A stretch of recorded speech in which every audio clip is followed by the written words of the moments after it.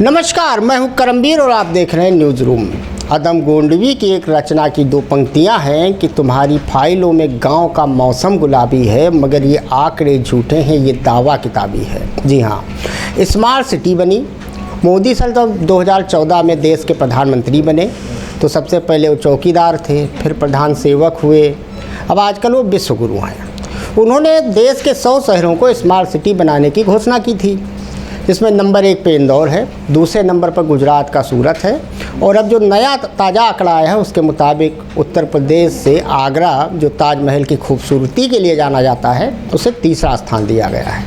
लेकिन यहाँ मज़ेदार बात यह है कि उत्तर प्रदेश के मुख्यमंत्री से लेकर नगर विकास विभाग के जिम्मेदार अधिकारी, मंत्री, संतरी जो सब बैठते हैं वो लखनऊ में बैठते हैं। लखनऊ भी नगर निगम है, बहुत दिनों से है, और तकरीबन 2.5-3 दशक से लखनऊ नगर निगम में भाजपा का कब्जा है। कभी उत्तर प्रदेश के डिप्टी सीएम रहे दिनेश शर्मा, जो मौजूदा वक्त में राज्यसभा के संसद सदस्य बना दिए गए हैं, वो लंबे समय तक महापौर रहे। उससे पहले डॉक्टर एस सी राय साहब भी रहे, उसके बाद संगीता भाटिया जी रहीं, इस समय सुषमा संखवार हैं। ये सब भाजपा के हैं और इन सब ने उत्तर प्रदेश की राजधानी लखनऊ को स्मार्ट सिटी बनाने के लिए इंदौर से लेकर विदेशों तक का खूब दौरा किया। कई करोड़ों रुपए स्वाहा किए। मंत्रियों की टीम अलग गई, नगर विकास विभाग की टीम अलग गई। अब ये वहाँ से क्या सीख के आए ये अल्लाह जाने, इसे हम नहीं जानते। उसके बाद जब ये सीख के आए तो हर बार इन्होंने कुछ ना कुछ नया जुमला फेंका। कभी ये लखनऊ की 4 सड़कों को हाईटेक बना रहे थे, जिसमें एक सप्रू मार्ग का भी रोड था, एस्केलेटर रोड बना रहे थे। हजरतगंज, जो लखनऊ राजधानी का मुख्य चौराहा है, उसके पास ही पूर्वोत्तर रेलवे और आयकर भवन है। आयकर भवन से सटा हुआ एक स्मार्ट सिटी का कबाड़ हो चुका शौचालय बना है, जहां आजकल देसी ठर्रे की दुकान से देसी शराब लेकर लोग आनंद लेते हैं, यानी चखना पानी ग्लास के साथ तो वहाँ बैठ के मौज मारते हैं, या फिर वहाँ ताश खेला जाता है, जुआ खेला जाता है। यही हाल लगभग लखनऊ के तमाम पार्कों, सड़कों, मूर्ति, चौराहों का है। बहुत सारे शौचालय बने हैं, जी हाँ, देखने में बाहर से लकालक हैं और उन पर ताला लगा हुआ है। अब वो किसके उद्घाटन के लिए बाट जोड़ रहे हैं ये ईश्वर जाने, या फिर योगी जी जाने, या विभाग के मुखिया A.K. शर्मा जाने। इसके बारे में आम आदमी नहीं जानता। हाँ, इतना ज़रूर हुआ है कि लखनऊ राजधानी के कुछ पॉश इलाकों के पार्कों का सौंदर्यीकरण हुआ है, और वहाँ के जो व्हाट्सएप यूनिवर्सिटी के अंकल आंटी हैं, यानी जो बुजुर्ग रिटायर हो चुके हैं, उन्होंने उन पार्कों का सौंदर्यीकरण कराया और एक मंदिर बनवा दिया, जो कि सुप्रीम कोर्ट के आदेश की खुलेआम धज्जी उड़ाने के बराबर है। लेकिन वहाँ के मौजूदा पार्षद इसलिए खुश हैं कि चलो इसी बहाने पार्कों का सौंदर्यीकरण हो गया, वोट बैंक पक्का हो गया। इसके बाद नगर निगम लखनऊ ने कूड़ा उठाने के लिए तमाम तरह की कोशिशें की, खूब वादे किए, कई घोषणाएं हुई, यहाँ तक कि स्मार्ट वॉच आई कि जिससे कि अटेंडेंस ली जाएगी। कूड़ा उठाने के लिए गाड़ियाँ आई, मार उस दीवानों पे लिखा गया, कूड़ा वाला आया कचरा उठाने के लिए। लेकिन राजधानी लखनऊ में जितना नगर निगम कूड़ा नहीं उठाता है, उससे कहीं ज़्यादा जो बांग्लादेशी हैं वो कूड़ा उठाते हैं। हम आप सभी के घरों में लगभग 50% कूड़ा यही बांग्लादेशी उठाते हैं, 100 रुपया, 150 रुपया, 200 रुपया महीना लेकर। ये तो हालात हैं। अब अगर मुद्दे की बात करें स्मार्ट सिटी की, तो लखनऊ में अभी इस साल बारिश जब हुई तो 10-90 चौराहे पर सड़क धंसी।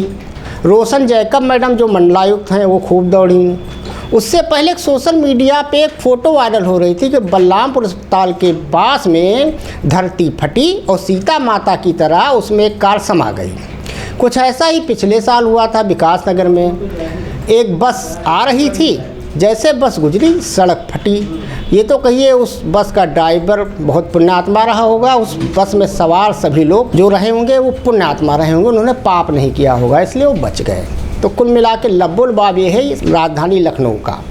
अब इस मुद्दे पर अगर बात की जाए कि आखिर ऐसी क्या वजह है कि यहाँ पे नगर विकास मंत्री बैठते हैं, नगर विकास के सारे अधिकारी बैठते हैं। इसके अलावा जो इस समय लखनऊ के प्रभारी मंत्री हैं सुरेश खन्ना जी, वो इससे पहले नगर विकास मंत्री थे, और पिछली योगी सरकार में जिन्हें नगर विकास का विकास पुरुष कहा जाता है, स्वर्गीय लालजी टंडन, उनके सुपुत्र आशुतोष टंडन भी रहे हैं नगर विकास मंत्री। इतने सारे भारी लावा लश्कर के बावजूद भी लखनऊ आज तक स्मार्ट सिटी नहीं बन पाया, यहाँ तक कि कागजों में भी नहीं बन पाया। इसी मुद्दे पर बात करने के लिए हमारे साथ हैं रवि गुप्ता जी। रवि जी, आपका बहुत बहुत स्वागत है। नमस्कार। में आपसे पहला सवाल है कि लखनऊ स्मार्ट सिटी कागजों में बनता है, बिगड़ता है, बहुत सारे दौड़े होते हैं, सारी चीज़ें होती हैं, यहाँ सड़कें धंसती हैं, थोड़ा सा भी बारिश हो जाती है जल भराव की समस्या होती है, पार्कों की स्थिति जैसी है वैसी है, नालों की सफाई से लेकर शौचालय से लेकर, और पिंक कहने को पिंक बूथ बनाया है सरकार ने, लेकिन उन पिंक बूथों में या तो जो पुलिस के कर्मचारी हैं वो बैठे रहते हैं, स्वेटर बिनती हैं महिलाएँ, या पुरुष जो हैं वो अपना हेलमेट वगैरह कागज़ पत्तर रखते हैं। तो आप इस स्मार्ट सिटी का जो ये शगुफा है मोदी जी का, जैसे स्मार्ट मीटर आया बिजली विभाग में, वो भी फेल हो गया, तो ये स्मार्ट सिटी आपको क्या लगता है कि लखनऊ उसमें क्यों नहीं चल पा रहा है? करमवीर, दरअसल स्मार्ट सिटी का जो एक योजना लाई गई थी मोदी सरकार द्वारा, स्मार्ट मतलब क्या कि केवल जो मूल सुविधाएं हैं, शहर की जो सुविधाएं हैं, जैसे स्मार्ट सिटी के अंतर्गत सही तरीके से सैनिटेशन, कूड़ा उठाने, गार्बेज को उठाने का वो तौर तरीका, स्वच्छता का जो ये है, और उसके साथ साथ खुले में शौच ना हो। तीसरा, ट्रैफिकिंग सिस्टम, जो ट्रैफिक का सिस्टम है वह सड़कों पर बेहतर हो, प्लस अच्छे सड़क हों, पार्कों का सौंदर्यीकरण हो जो आपने बताया। तो ये जो 4-5 मूलभूत चीज़ें हैं, और प्लस पेयजल के लिए जो व्यवस्था है वो बेहतर हो। तो ये जो 4-5 प्रमुख चीज़ें हैं वही स्मार्ट सिटी के जो रैंकिंग को सुधारती हैं, बनाती हैं, बिगाड़ती हैं। आपने जो कहा, आपने सारी बातें बता दी। मुझे बताने के लिए कुछ विशेष कुछ बचा नहीं कि भाजपा सरकार की, भाजपा नीति सरकारों की लगातार जो है बतौर मेयर इन्हीं की पार्टी के लोग यहाँ मेयर रहे, जो आज केंद्र में भी पहुंच गए हैं कहीं न कहीं, और नगर विकास मंत्री के तौर पे भी बड़े कद्दावर मंत्री जो है इसकी जिम्मेदारी संभालते रहे। इस समय जो आए हैं गुजरात के बहुत सीनियर ब्यूरोक्रेट रहे वो, और वह राजनीति में आए, उनके जिम्मे इस समय नगर विकास मंत्रालय है। इसके पहले विकास पुरुष कहे जाने वाले लखनऊ में जो है योगी लालजी टंडन जी के सुपुत्र जो आशुतोष टंडन उर्फ गोपाल भैया, उन्होंने भी संभाला।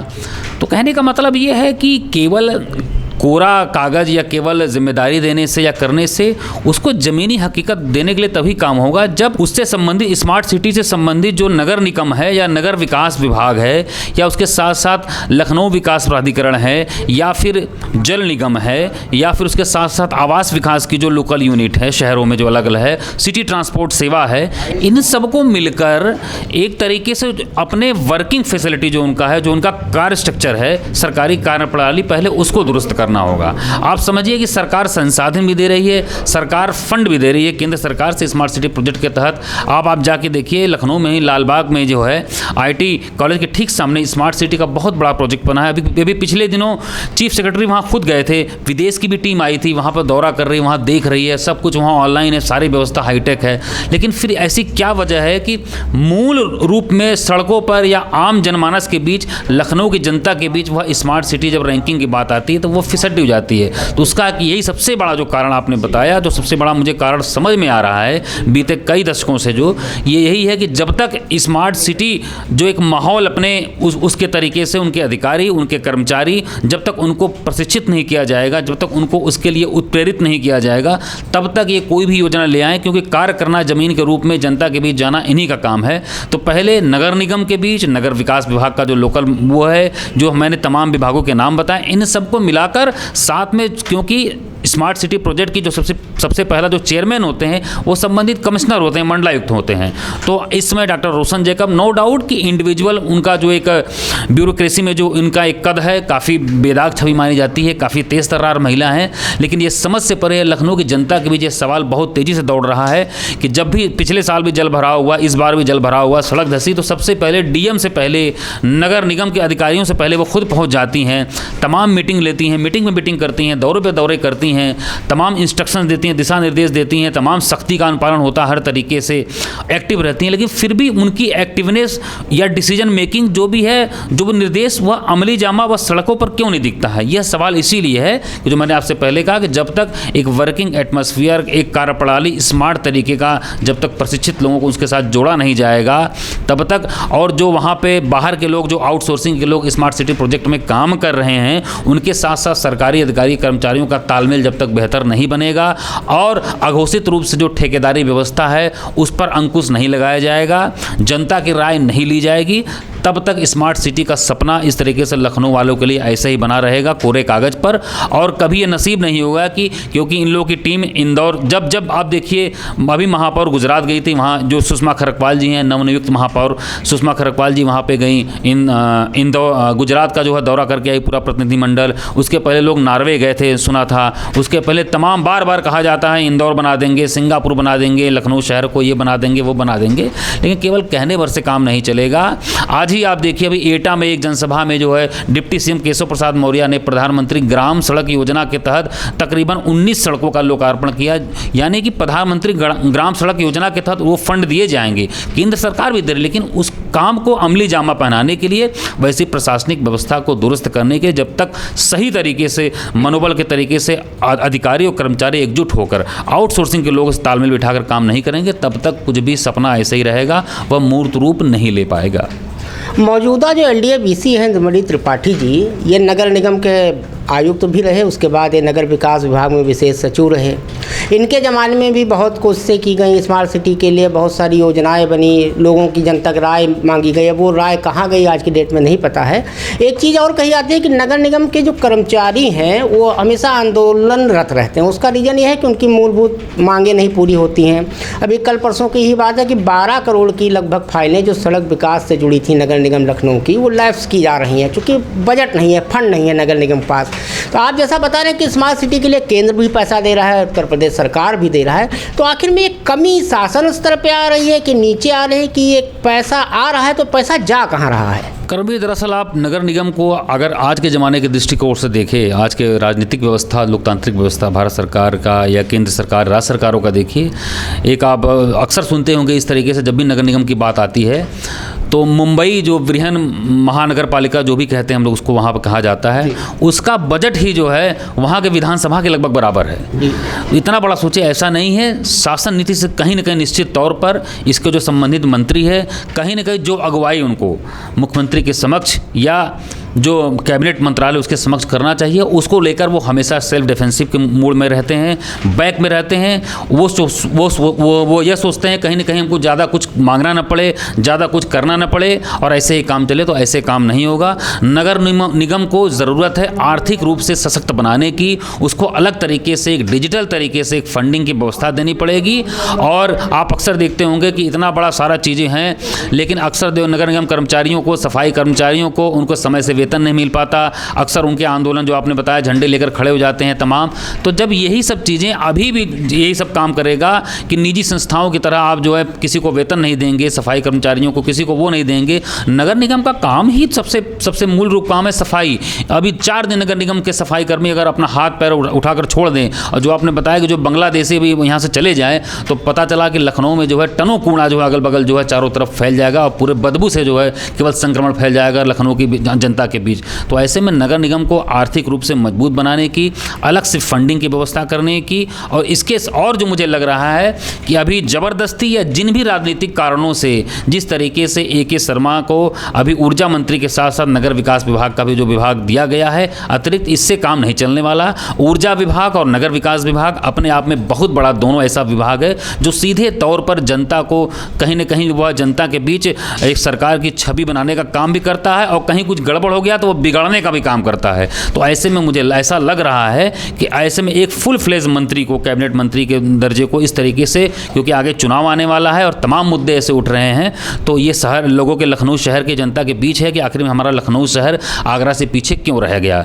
नवाबी नगरी, ताज नगरी के पीछे क्यों रह गई। तो ये सब कारण है। तो एक फुल फ्लेज मंत्री इस तरीके से लाना होगा नगर विकास विभाग स्पेशल के लिए तौर पर, जो सीधे मुख्यमंत्री और सीधे केंद्र के साथ तालमेल बिठाकर अपना काम करे, और आर्थिक रूप से नगर निगम को एक थोड़ा उसको स्वतंत्रता देनी होगी कि फंडिंग के तौर पर नगर आयुक्त के लेवल पर, मेयर के लेवल पर, कि वो लोग भी उस तरीके से उन पैसों का, अनुदानों का खर्च कर सकें। हर बार उनको ऊपर मुंह न ताकना पड़े, ऊपर न देखना पड़े किसी भी छोटे मोटे काम करने के लिए।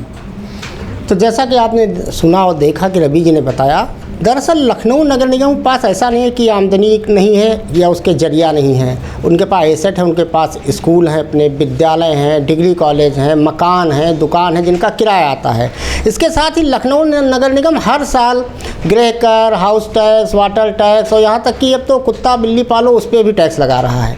लेकिन क्या वजह है कि लखनऊ नगर निगम अभी तक 100 स्मार्ट सिटी में अपना स्थान नहीं बना पाया है? इसके पीछे कहीं ना कहीं जैसा कि रवि जी ने बताया कि प्रशासनिक इच्छा शक्ति और ख़ास तौर पे जो मंत्री हैं वो खाली अपना सरबस्त बचाने के लिए लगे रहते हैं कि कैसो करके कहीं कमीशन आ जाए, ठेकेदार से आ जाए, नगर निगम से आ जाए, इंजीनियर से आ जाए, इसमें लगे हैं।